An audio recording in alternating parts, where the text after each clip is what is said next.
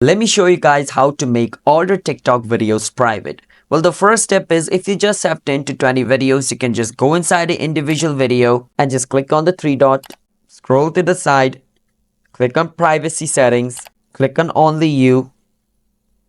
And once you do that, the video will be turned private to only you.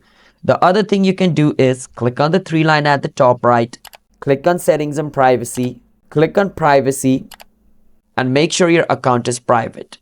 Once you do that, your videos can only be seen by your followers. And if you have 0 followers, no one can see it. But if you have followers and you want to private all your video, you have a lot of videos, scroll all the way down and click on report a problem. And inside here, report your problem like, I want all my videos to be privated. Can you help me do that?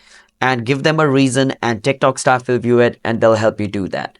So that's the way and how you guys can make all your TikTok videos private. Subscribe to our channel for more videos like this.